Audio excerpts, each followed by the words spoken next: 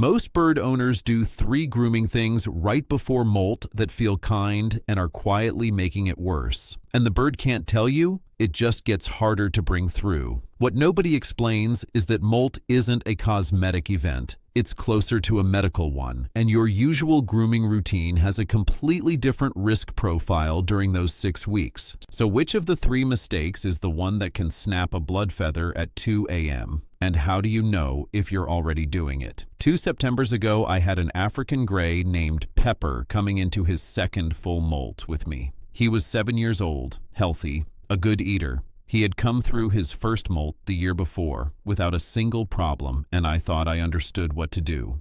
I had done my reading. I had talked to people at the bird club. I felt like I knew what a bird needed during molt, and I was ready to provide it. So when I noticed him starting to scratch more than usual, that slow-building, shoulder-hunch energy that experienced owners learn to recognize, I went to work. I increased his misting from every other day to every day because I had read that humidity helps feather development. I started checking his head for pin feathers every evening because I knew he could not reach that area himself, and I wanted him comfortable. And when I noticed his nails had gotten a little long, which they had, they grow faster during molt. I know that now. I trimmed them. Felt good about all of it. Felt like I was ahead of the problem. By week 3, his new feathers were coming in bent, not badly bent, but wrong. The shafts had a slight curve that healthy feathers do not have. He was over-preening, hitting the same spots on his chest again and again. 2 blood feathers on his left wing had stress marks at the base. He was agitated in the evenings in a way I had not seen before, and I kept doing what I was doing because I thought I was helping.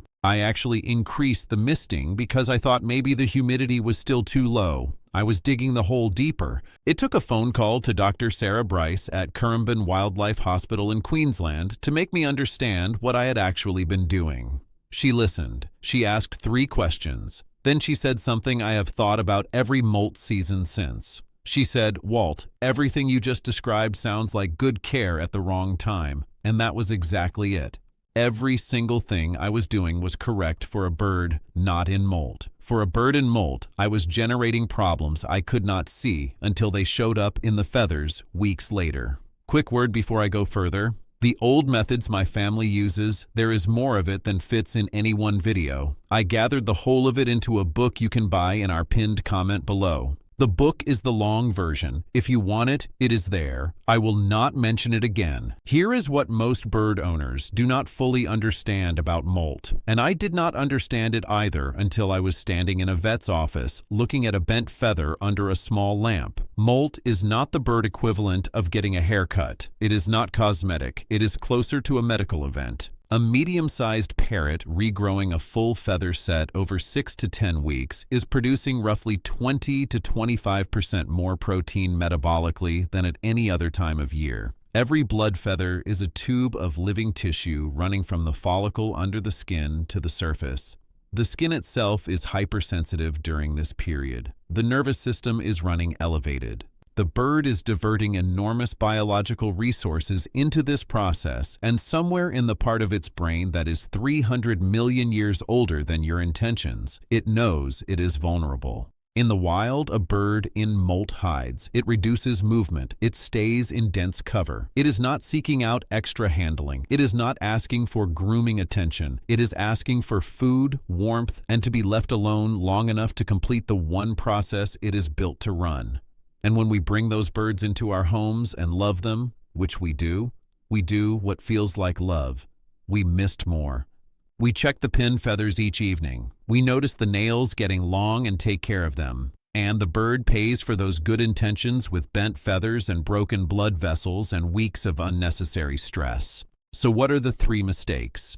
And which one is the one that can break a blood feather silently, the kind of internal damage you will not know about until your bird wakes you up screaming at 2 in the morning? The first one is misting. This is the one I got wrong hardest and the one I hear about most when people describe a bad molt season in the comments. The advice to mist your bird is genuinely good advice at the right time. Humidity matters for feather development. Healthy shafts need moisture to form properly, and a dry environment produces brittle edges and washed out color. So when owners see a molt coming on, they read that humidity helps and they start misting more. Every day instead of every other day, sometimes twice a day. It feels logical. It looks like care. Here is what misting actually does that nobody explains clearly. It stimulates preening. That is its primary effect on bird behavior. A bird that gets misted shakes, fluffs, and then starts working through its plumage. That is healthy and normal behavior.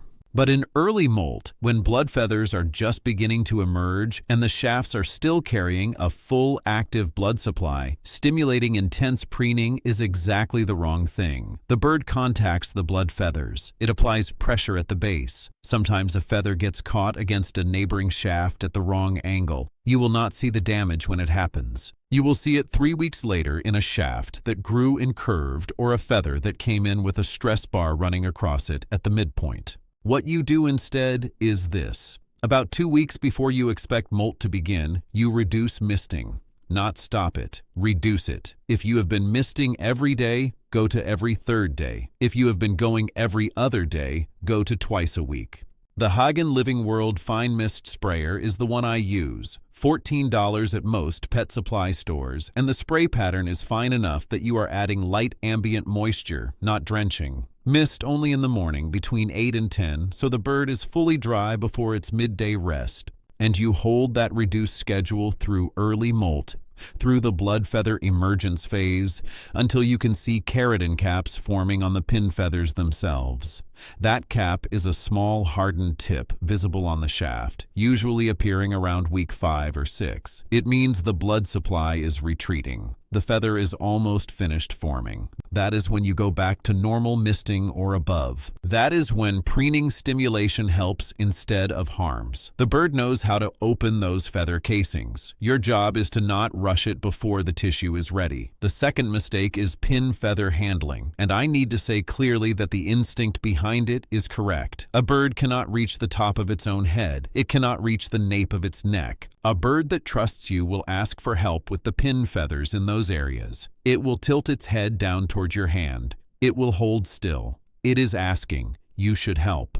But the technique is everything, and most people are doing it in a way that causes discomfort at minimum and genuine damage when the timing is wrong. The wrong way is to grip the pin feather shaft. I have watched people do this with the best intentions. They see the feather casing and they try to peel it away, rolling the shaft between 2 fingers, pressing down on it to crack the casing open. The feather casing on a blood feather is not inert packaging. You can peel off when you feel like it. It is part of the structure. It is part of the blood flow. Applying lateral compression to a blood feather that has not finished forming is like squeezing something that is still alive. The bird flinches. If it flinches hard enough, or if you are gripping the shaft when it moves, the feather can shear at the base. That is when you get a broken blood feather. That is the one that bleeds. That is the one you may need to remove entirely. A procedure that is unpleasant for everyone and that stresses the follicle for the next full growth cycle. The right method takes 4 seconds and costs nothing. You place 2 fingers beside the feather shaft, not on it, beside it, 1 finger on each side pressed lightly against the skin. You apply gentle outward pressure, pushing the skin away from the base of the shaft.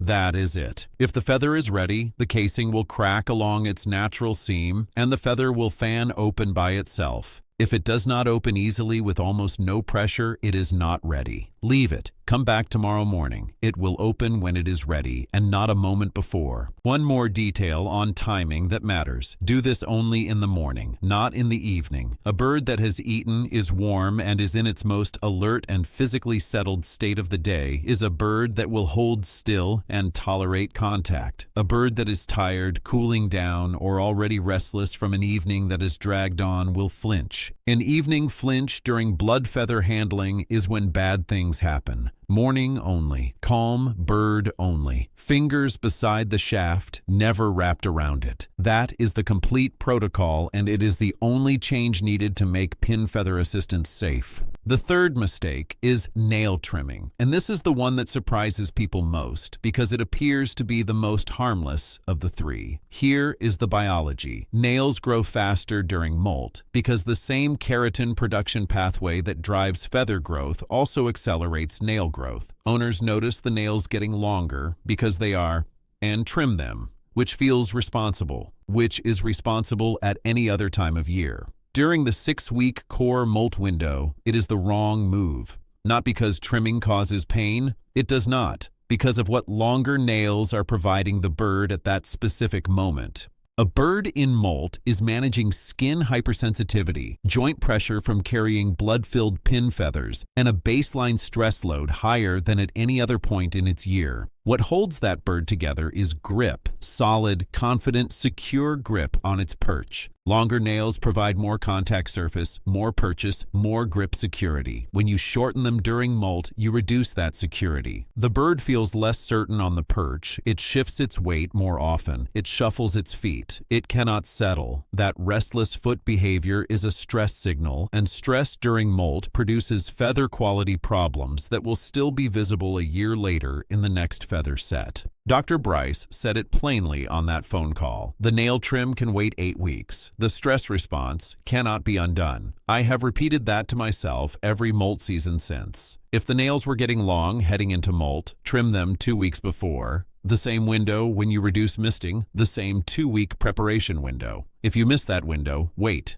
The nails are not going to hurt the bird. A stressed bird during molt will show up in its feathers for the next year. So here is what the full plan looks like, because all 3 of these work together and the timing is everything. About 2 weeks before expected molt, watch for increased neck scratching, a slight feather fluff at rest, a small but noticeable drop in morning vocalization, maybe a ½ degree of temperature-seeking behavior where the bird sits closer to the warmth source than usual. You do 2 things. You reduce misting to every 3rd day, you trim the nails if they need it, and then you stop adding. You do not compensate for reduced misting with extra handling. You do not add stimulation to fill the gap. You let the bird run the biological process it is built to run, and you stay out of the way. What you do instead of extra grooming is this. You focus on food. A bird in molt needs protein above everything else. High-quality pellets as the base. I use Rowdy Bush Daily Maintenance. It runs about $30 for a 2-kilogram bag and lasts my flock a full month. You add soft food with real protein content, hard-boiled egg yolk once or twice a week, cooked lentils, a small amount of low-fat cottage cheese if your bird will take it. You add moisture-rich greens, cucumber, silver beet, fresh coriander. You keep the temperature stable between 22 and 24 Celsius. No drafts, no sudden cold. You offer gentle pin feather help in the morning when the bird asks for it, using the 2-finger method, only on the feathers that are ready. And you watch. You do not interfere. You observe. A bird watched carefully through molt tells you everything you need to know. If the pin feathers are coming in straight and the bird is preening them open cleanly, you are doing it right. If you start seeing stress bars across the mid-shaft of new feathers, thin horizontal lines running across the width of the feather, that is a sign of a stress event during feather formation. Something interrupted the process. Review the 3 mistakes. One of them crept back in. My father-in-law kept birds for 40 years. Cockatiels first, then ringnecks, then 2 Amazons that outlived 3 of his dogs. He said something once that I have never heard a vet say better. He said a bird in molt needs food, warmth, and to be left alone. Everything else is for the owner, not the bird. He was right.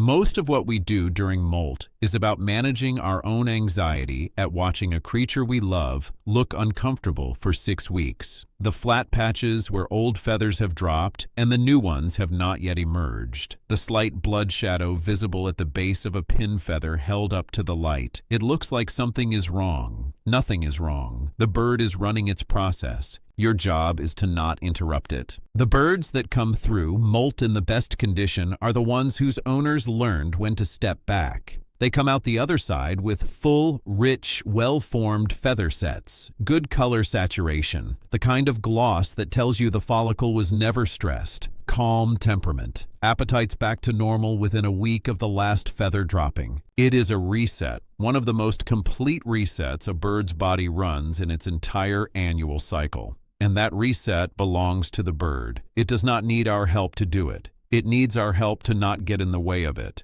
Tonight, before you do anything else, go and look at your bird. Look at the base of the neck feathers where they meet the skin. Look at the leading edge of the wing where the primary feathers begin. If you see pin feather tips, small, waxy-looking tubular structures with a slight blood shadow at the base, your bird is already in early molt or within days of beginning. Move your next misting session back by 2 days. Check the nail length, and if they need trimming, do it now rather than waiting until the bird is 3 weeks deep into the process. Set a reminder on your phone for 2 weeks out.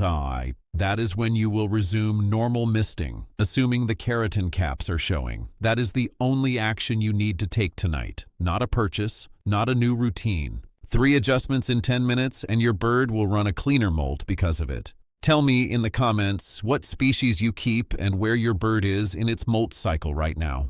I read every one of them. And if you try the 2-finger method for the first time this week, and it is the first time the bird has held still long enough to let you help with those head pin feathers without pulling away, I want to hear that too. Because that moment when the bird stops flinching and just holds still and lets you do it, that is what all of this is actually about. Next time, I am going to show you the one perch material that speeds molt recovery by giving a bird's feet the grip and friction they are looking for during those 6 weeks. It costs $4. Most bird owners have never heard of it. Until then, watch the neck, leave the nails, trust the bird.